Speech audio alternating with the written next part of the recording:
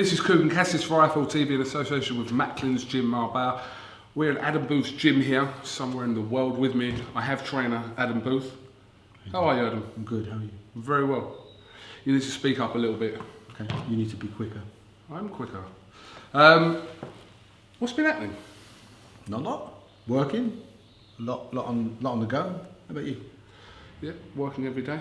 Filming Megastar. stuff. Megalomaniac popularity now you are. What does that mean? Like, bigger than anything you are. In the world of video journalism. Is that how you describe me? A video journalist, a VJ. Video jockey. But how does that really explain what I do? Like, Doesn't, does it? No. No. I said it because that's what you said, that Sky called you. You said that Sky put up, when you were on ringside, KUGAN CASSIUS, video journalist. That's what they put. I mean, anything. To someone on the street, they say, what do you do? I'm a bank manager. I understand that. What are you? I'm a boxing coach. I understand that. What are you? I'm a video journalist. Does that mean you make porn? All I'm saying, put it out to Twitter, I'd just tighten it up and get a proper job description. Get a proper job. Or at least a job description. You're doing well. I'm really proud of you. You know I'm proud of you, right? Because all this awkwardness was an act that you asked me to do all that time ago, but you've got fantastic sponsorship, you've got a TV show, you're megastar. You'll be pay-per-view soon. We'll come on to that later. You are, aren't you? Box Nation subscription. So people will subscribe to Box Nation to see you. It technically is pay-per-view, isn't it? You're a subscription journalist. We'll come on to that in a while. Do you know I sent this tweet out yesterday, which was as a result of your tweet? Yes, gangster. Your tweet the day before about if I ruled boxing. Yeah. Well, I followed up on that. Got a lot of people to tweet in how they would change boxing, but in all that, a lot of questions about David Haye was involved in that, which had nothing to do with if I ruled boxing. It was just they knew I was coming to see you today, so it was like find out what's going on about David Haye, because you, as always, remain coy over the situation. I haven't remained coy. Boxing News did an interview with me just recently. They asked me about it, and I told them, and that was it. There's not a lot to say. That's print. This is video journalism. All right. Right. What is the situation as it stands between you and David Haye? Like I said before, we had a little chat a few months ago. He said what he had in mind. I told him what I was doing and what I had in mind, and so it just meant that the working relationship that we had, that was so fantastic and successful for a long time, had come to an end. Everything comes to an end. People stop working with each other, and that's what it is. When you say working relationship, are you applying that to the trainer side and the management side? Working, right? Working. I didn't know whether you could have just been doing one or the other, like not training him but still managing him. He's a big boy. He knows what to do, right? He knows the business by now. Okay. Has this got anything to do with him being in America? No. Not as far as I'm concerned, no. Okay. But you haven't. It's like I know it's like you want something, but they're generally nothing. But you haven't fallen out. Just relationship's fine with him. Yeah, life's moved on. He's doing his thing. I'm doing my thing. Okay. Earlier on, he said in the year he said he was going to announce a comeback October, November time. We still haven't heard anything. We're not likely to hear anything this year now. So, but you don't know anything about that now. No, you probably know more than me. Why would I know more than you? You're KUGAN CASSIUS. No. It's a shame. What, that you don't know more than me? No, it's a shame. David and Adam, it's like me and you, isn't it? Like the two Ronnies. KUGAN Booth. KUGAN Booth, which is the original, your idea for a TV show. That you've plagiarised and run off and done it with James. It wouldn't have worked with me. You know the problem with being a maverick? The problem is the second mouse always gets the cheese. That wouldn't have worked because you wouldn't have dedicated. I wouldn't graph this like you do, no. No. Like I wouldn't train boxers like you did. No. Do. Poor grammar. Alright, well that's cleared that one up then about David Haye.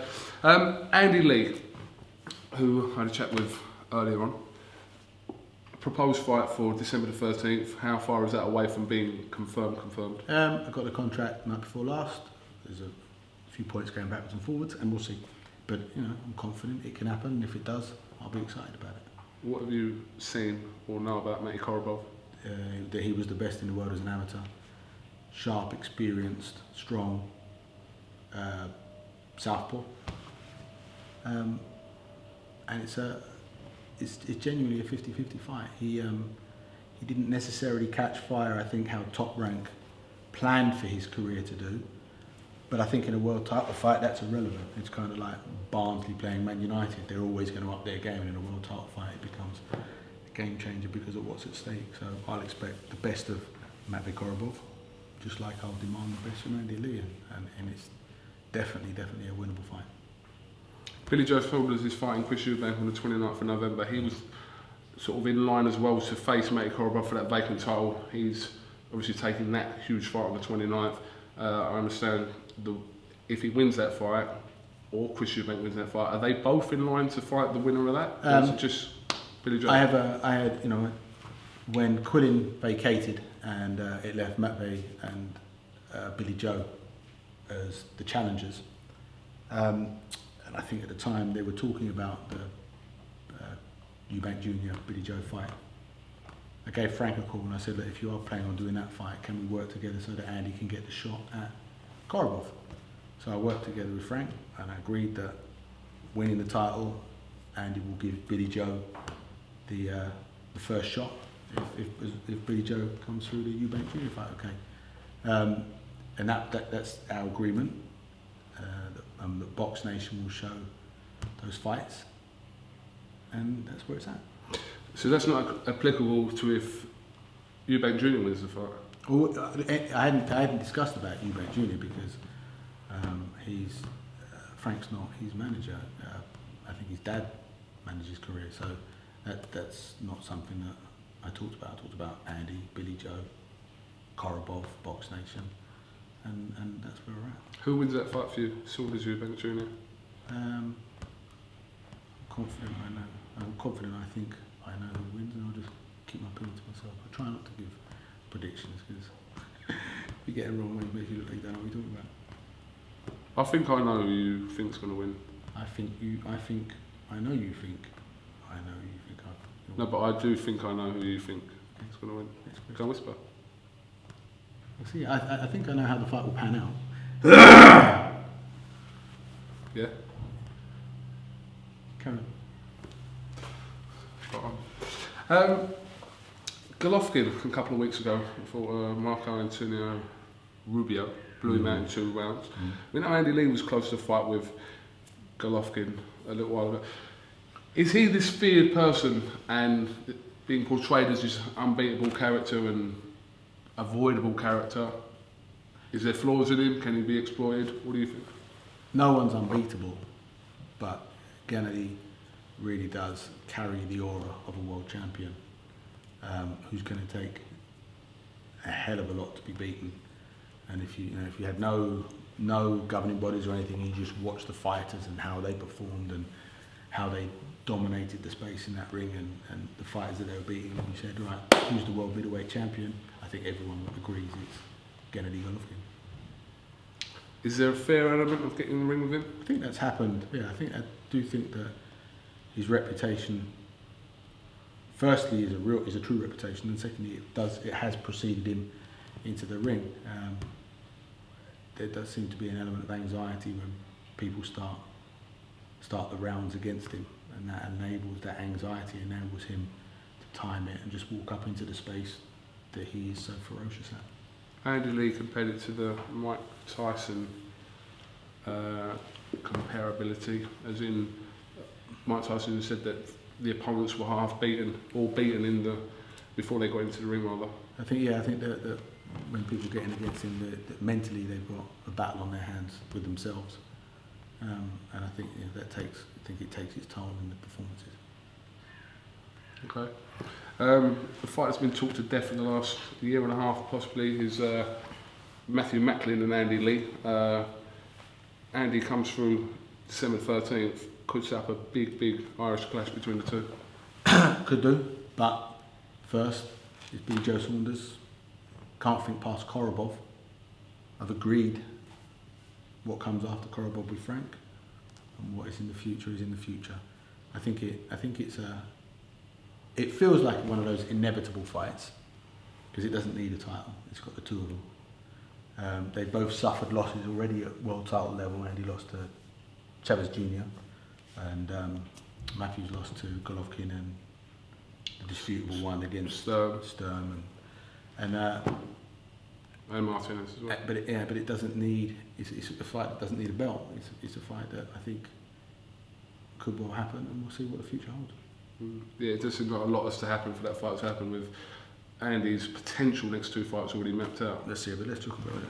All I'm worried about at the moment is the contract, and once the contract's done, KOROBOV on December 13th. Okay. Caught a glimpse of one of your proteges, Ryan Burnett. Good? Very good. Yeah. Very good. We're doing a lot of work at the moment. Trying not to say too much, but I'm very excited about this young man. If he can mature mentally and emotionally, as young fellas have to do, he's got all the ingredients there to be something special. How long has your working relationship been with Ryan for? Was it like two or 3 months now? I think. Does he live down here when he trains with you? Yeah, he's moved nearby. Moved here. Yeah, he's committed. And he's fighting in Belfast? November 22nd. November 22nd. That's the same night as Cleverly and Bellew in Liverpool. That's a seamless link that, well done. Got to plug in. Oh no, just 20 seconds in my brain. So. Yeah, absolutely. Well done. What's going on with Richard Towers? Training, developing a different style of fighting, and we're going to see if it works well. Okay. Can he still make an impact in the heavyweight division? Any big fella that can whack, who's 6'8" and he's 15-1 or 14-1 as a pro, is only 2-3 decent wins away from being in the mix. So it's make or break time for him. How much of a setback was the Lucas Brown defeat? About as much as a setback can be, I think, because he didn't do anything in that fight, and he really didn't have anything to offer in that fight.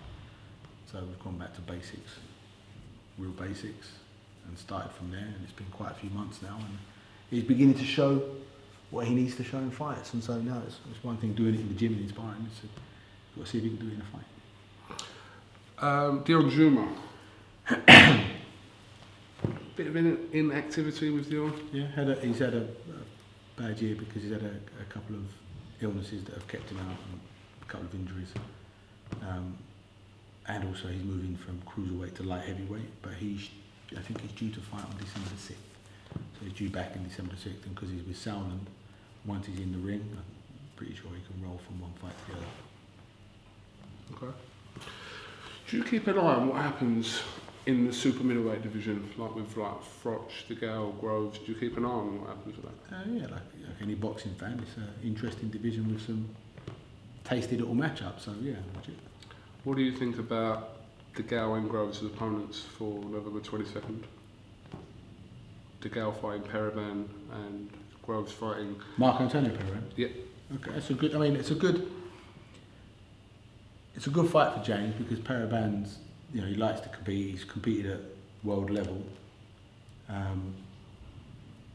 James has improved over the last year or so. I was really impressed with him at Wembley, and I think he should look very good doing his thing against Paraban. And George Bowes' Dennis Douglin, who's trained by his mum. Really? I don't know. Yeah, it's true. Trained by his mother. His nickname is Mama's Boy. Sweet. But they're both fighting on the 22nd, but they're both mandatory for separate world titles. Durrell with Groves and Froch with DeGALE. So they weren't ever going to be in absolute. It makes sense to fight a Mama's Boy, right? If you got a world title fight waiting for him. James's fight is more. I think sounds more of a resistance, but James is good enough to deal with that comfortably. What did you think of George's performance against Labras back in September? Some good and bad things, but that's it. Okay. Yeah, no more than that. Fair enough. But DeGALE impressed you against Brandon Gonzalez at Wembley? Very much so. Yeah, he went out because Brandon Gonzalez was, he proved that he can give people problems. Good record. He'd earned his position as well. He fought. Didn't he fight Thomas Hustad? Yes. And he beat Hustad, and they gave it a draw. Is that right? Correct. Yeah. And for James to go and attack him the way that he did and get rid of him the way that he did was a real statement and a fantastic performance. And I told him so. It was a really good performance. Potential showdown between the pair next year, could you see that? Who? George and James. Yeah, so it's just a natural rivalry, isn't it? And now that they're where they're at, it's a pay-per-view fight, so because it's a pay-per-view fight and they're both at that level, as long as they keep winning, I think it's inevitable. Great for the sport. We don't know what's happening with Carl Froch, but do you think that the DeGALE fight will happen, or do you think he will vacate and James? I don't think Carl fights DeGALE. I don't think that fight will happen. I think that Carl will fight either Chavez Jr. or Mikkel Kessler. I think that will be his signature fight to walk away from. It's a choice out of those two, Chavez rather than Kessler 3. Well, it's 1-1 though. What the? Really? Well, is that how you're scorning at Carl Froch, Mikkel Kessler? No, I just... When you look at the first two fights that they had, you're such an aficionado now that you can look at those two warriors and the way they put it on the line and go, nah, not interested in that anymore. No, it's not I'm not interested. I'd rather... You want a celebrity death match? I'd rather see Froch DeGALE. I'd just rather see that. Then, after that, I'd rather see Froch fight Chavez in Vegas. Okay. I don't think what you want is relevant to Carl. I didn't say I wanted it. I just said You said that's what you want. It's what you just said. Did I? Oh, sorry. I meant that's what I would like to see. Ask for a bike for Christmas and you might get one, but whoever Carl fights is up to him. And I'd like to see him fight. Chavez Jr. The head of Kessler or DeGALE. Yeah, I'd like to see him fight Chavez Jr. in Vegas. Be interesting. What are your thoughts on pay-per-view, Adam? I ask this because someone tweeted me to ask you. Okay, what do I think about it? What do you think of the general concept and idea of pay-per-view? I've bought fights before and I've benefited from pay-per-view, so I'm not going to balk at it. It's the ultimate. I mean, for any fighter or anyone in the boxing business, being involved in a pay-per-view event is the ultimate achievement, because it means you've got an event that people want to see so badly that they'll pay for it, for the entertainment. So it's a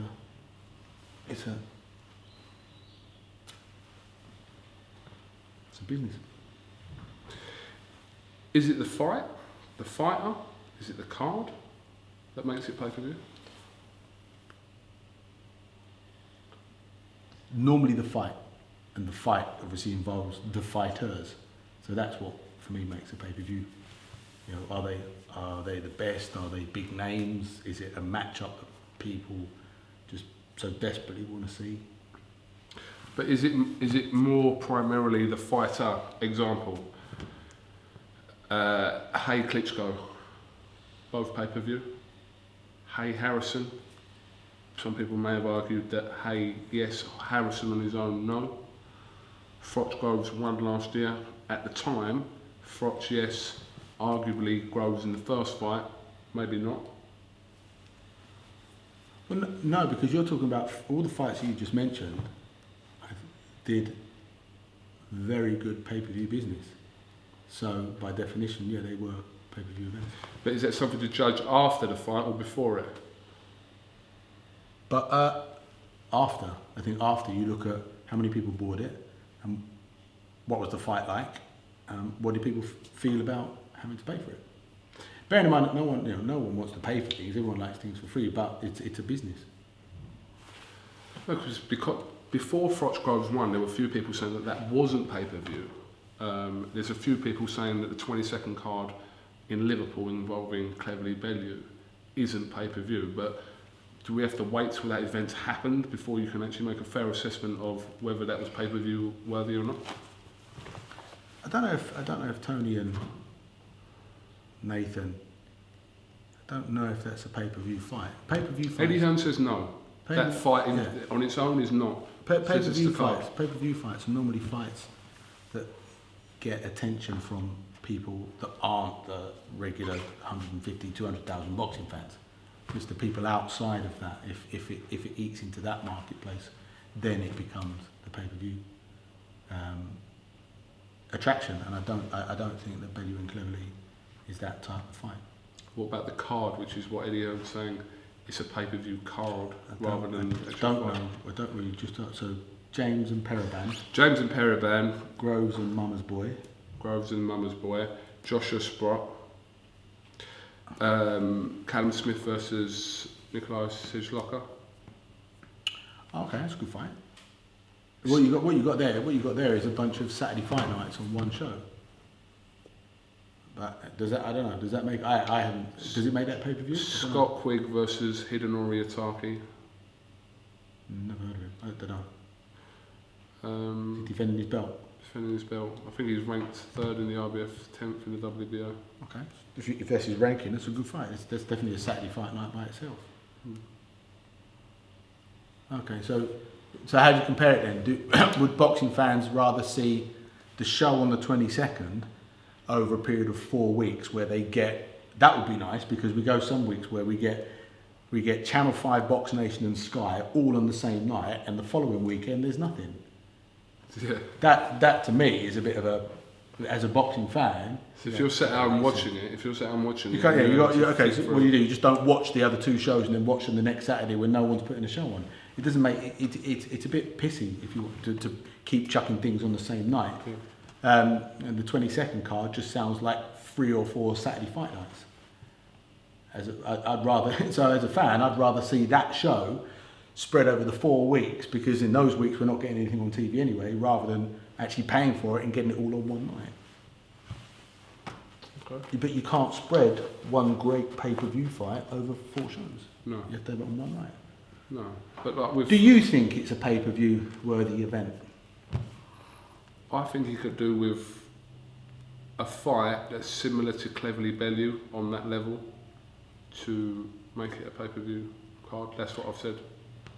So if there was, I'll give you an example. If it was like Bellew Cleverly and then say like a Quigg Galahad, I think that would be pay-per-view. Yeah. With two fights, domestic fights of similar level. I think it could have been added, one more could have been added in that way. Okay, all right. That's my opinion. All right, so no, you don't think it's pay-per-view worthy. Move on. Troublemaker.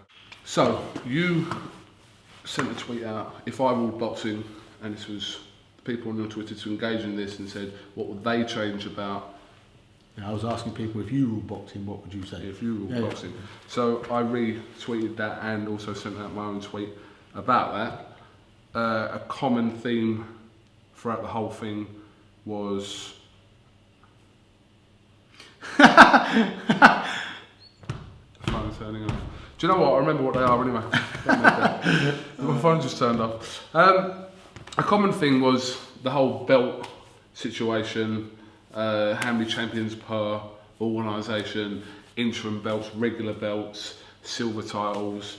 How can that be changed as a whole to make it clearer to the public and also to show who is actually the true world champion of every weight? Well, I think the true world champion of every governing body would be a start, because I think it's probably got to be reined back to that, so that you haven't got a super champion, a regular champion, an interim champion. I think that having 4 governing bodies, people just about accept now. But to have more than one world champion in a governing body, I think is kind of stretching it a bit too far. So it'd be nice if we could just rein it back to start with, to have one champion per governing body per division. What do you think about the WBA in having their champion and then a super champion and then whoever the regular champion is? We just did that, as you said. It'd be nice if it reined back, so we just had one per governing body. Yeah, but they're the only ones that really do that, aren't they, the WBA? Are they? Well, I have the IBF, the WBO and the WBC I mean, WC have got the silver. If you've got the silver title, you're not a world champion. But if you've got the what's regular, Golovkin and Cotto at middleweight at the moment? They're both WBC, aren't they? no. Oh, what's Cotto? Cotto is Isn't there WBC champion. and You talk about the interim belt. I don't know. I haven't really paid. But what I'm saying is, if you're an Who's interim, WBC middleweight champion? Miguel Cotto, So what's Golovkin got? he's got the WBA Super. WBC. No, WBA He's Super. got a WBC belt, hasn't he? Yeah, but I think that's an interim title. Okay, my point exactly. It's not But only, what I'm saying only the WBA that does it. No, but an interim title isn't regarded as a world title, is it? What is it then? Well, it's like you're next in line or whatever. Is it, or does it mean that if that champion moves on, you just get upgraded? Like Well, yeah, that has happened. Premium economy to. Yeah, but business that class? has happened. But if you're an interim, But my point is, I don't think it's only the WBA that does it. It would be nice to have one world champion per weight division, per governing body. For a start, that would help us in boxing start to clean up the house. And then once you've got the 4 world champions in each weight category, maybe the governing bodies, because they met not that long ago to see if they could come up with a structure of agreeing it that they unify a champion. And I hope those discussions carry on, because that will be good for the sport. what I was trying to say to you, Without stroking me. sorry, what I was trying to say to you is, if you're an interim champion, right? I don't believe any interim champion calls himself a world champion. I don't know. Well, I don't believe they do, but I believe that a WBA, as they call it, a regular champion, is still called in some ways as a world champion. But it's semantics, right? Basically, there's a lot of belts and a bit of confusion. Yeah. Or a lot of belts and a lot of confusion. Yeah. And it would be nice if there was less. So basically, lose the amount of titles that float around World Championship and just have one world champion per governing body where it's clear. Absolutely. Yeah, I think that would be a good start. But not to be confused with some of these belts that get you up in the rankings like and to give you championship international, rounds. intercontinental. All Could you do with all that? Could they be away with? Be nice to see them with the actual belt itself didn't look like the World Championship belt. Because if you put, to the layman, if you put an intercontinental champion with his belt and a world champion with his belt of the same governing body, they look the same. They're the same size, the same materials, similar design. It's obviously got different wording on, but the actual symbolic thing about the belt that used to mean a lot back in the day when there was one champion per division and they had a belt, and if you had a belt, you're the world champion. Now you've got a belt with which governing body? So it's that governing body, and then which belt? It's that belt. Okay, so it's not world or silver or that. You're the okay, right. You could go down Toys R Us and buy a UFC replica belt, can't you? Have you done And that? it looks a bit. I don't know. So I hear you could go and buy one of those belts. You seem to know a lot about it. I'm that smug. I've presented myself with a You belt. seem to know a lot about it. You can also buy a WWE one. Oh, maybe that's what I meant. I think you can actually buy a UFC one. You look like a WWE fan. I'm a fan. You I look used to be, years ago, I used to be. A WWE fan. Well, it was WWF back then. They had to change it because of the World Wildlife Federation. You know a lot. I know, Moving on. What else was there? Right, there was the whole scoring systems, right? No, not the scoring system, the judging system. Should the judges, this is not even a system, so I'll start again. The judges, should they be answerable to certain decisions and scoring that they make? Well, I think they probably are to the governing bodies. To the public? Then should the governing bodies be answerable to the public? I think the paying public needs to be respected a bit more, because ultimately nothing is a successful business without people paying to see it or paying to have part of it or paying for the product. And ultimately the fans carry the power, because if they don't tune in, the TV companies won't pay for the event because no one wants to watch it. If they don't buy the tickets, the promoters won't put on the event because no one wants to go and watch it. So ultimately, the fans are the ones that have the control. But of course, how do you get the fans coherent in what they're asking for? That's probably impossible. So it would be nice to see in-house. I think in terms of the judging, I think there should be criteria set for how fights should be scored, because they do it in the amateurs. But in professional boxing, a lot's quite subjective, and that judge prefers pressure, that judge likes back foot counter punches, and it can create inconsistencies in how fights are scored.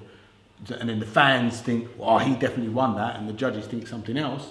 That has happened. There are decisions that are just downright poorly scored, and that doesn't do our sport any good, because then it then kind of gives a bit of corroboration to the argument, oh, boxing's a bit murky and a bit underhand anyway, so obviously that decision was bought. I think that, you know, I've had that said to me a lot by the general public, and that, so our sport doesn't help itself sometimes, because there's a kind of a persona about it anyway. Clean it up, give criteria to the judges, make them fulfil the criteria when they sort of fight. Right. Look at that. Robert De Niro had his picture taken with KUGAN CASSIUS. Exactly what happened. Now that my phone's back on, I'm just going to ask you a couple more of these. I remember one was about the weighing situation, and also there was something about the weight limit. The IBF enforce, I think, a limit of £10. They do a check weight the next day and you can't weigh over £10. I think that's just the IBF that do that. Is it £10 or is it a percentage? No, I think it's... Okay, it should be a percentage, because a cruiserweight weighing £10 more and a bantamweight weighing £10 more is a big difference in terms of health and safety. So is it actually a set £10 or is it a percentage? I don't know, actually. You're a video journalist. Well, you don't know. If you're a proper journalist. You don't know, and you help fighters make weight. How do you know I don't know? You just said to me. No, you just asked me. You said about £10. I said, is it £10? Yeah, but or are you asking me about... So why are you asking me? Why aren't you just telling me it is this? You don't know. Seeing if you know. You should know as well. Actually, out of both of us, you should know ahead of me. Trainer to fighters. I just gave you the answer. What is it? I wasn't listening. As you can see here, they're all stuff about... less champions. Yeah. Less champions. Yeah, look. Less champions. I would make promoters work together to put on the best fights. How could you make, apart from a posted situation... Make them stand in the corner with their hands on their heads if they don't do it.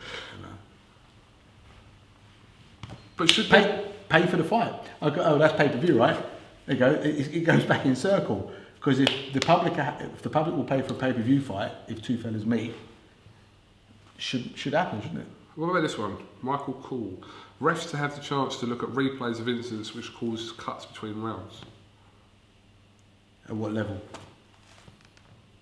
Like, do you do it in only world title fights, or do you do it? Referees normally should be good enough and are good enough to figure out if it was caused by a punch. Are you dressing up for Halloween? Maybe. Is this where this interview? Billy Ed Jr. Ard. I know Billy. No, Billy Ed. His dad was Billy Ed, and he's Billy Ed Jr. Weighing before. Yeah, he's the one asked about the weighing, and also women judges. What's the question? Weigh-ins the day before. What, he wants them or he doesn't want them? I think he would change weigh-ins the day before, and he would change women's judges. Because that was it. If I were boxing, what would you change? I would change. This is Billy. Well, weigh-ins the day before, I think, came in because fighters were dehydrating themselves the day of the fight to get down to weight, and then getting hurt because they couldn't be fully hydrated. So I think the weigh-ins the day before is still fair play because everyone is playing under the same rules. So I wouldn't take away weigh-ins the day before. Women judges? What he's saying he doesn't think he would change women judges, I think Billy's saying. Why? Is that what's wrong with boxing? I'm just reading what Billy said. I don't know.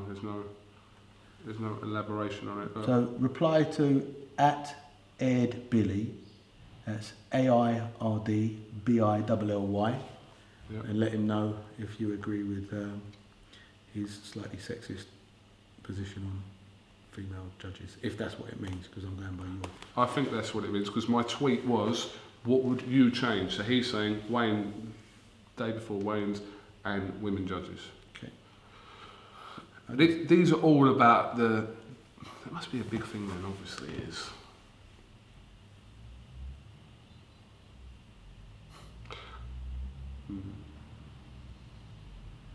Okay. That's a wrap. That was interesting. Not uncomfortable. No, it was alright today. Not It was too alright awkward. today. We've done about 35 minutes. You got to edit your shit down, man. It drags on for way too long. No one's going to watch this. I wouldn't watch B for 35 minutes. You wouldn't watch it because you just done it. So why would you watch it? Do you really think what we've just talked about is interesting? Yeah. Do you? Yeah. Okay. I find it interesting, and Because you're a video journalist. I am a video journalist. How would you describe me then if I'm not a video journalist? What's your subject? Boxing. So why isn't boxing in the title? Like if someone says to me, what are you? I'm a boxing coach, or I'm a boxing manager, or I'm a boxing promoter. That's what I would say. Because it gives them the subject and my position within that subject. What are you? I'm a video journalist. Yeah, but I wouldn't say that to someone I didn't know. What would you say to someone you did? What would you say to someone if someone said, what do you do? So I'm a boxing reporter. Oh, so that's... Oh, you... You're not! Are you a boxing reporter? I report on boxing. I'm not I've never seen you report on boxing. I've seen you have chats with people like this, but I haven't seen you report on boxing. Like, okay, so tonight we had this fight and this is what happened and he did that and I thought this. That's not reporting. That's analysing. No, so, okay, so... That's analysing. I'm reporting on a fight that just happened. These two guys fought. He won. And this is what... That's reporting. I'm giving you a report of what happened. You don't do that, so you're not a boxing reporter. Right. Why am I? You don't know. You've got an identity crisis. Professional identity What crisis. am I then? I don't know. I really have no idea. I'm trying to keep the language clean, but I don't know. Maybe Can we tell them that you've had to do this again because you forgot to turn the camera on the first time? No, we don't have to say that. Oh, we won't say that then. 25 minutes worth.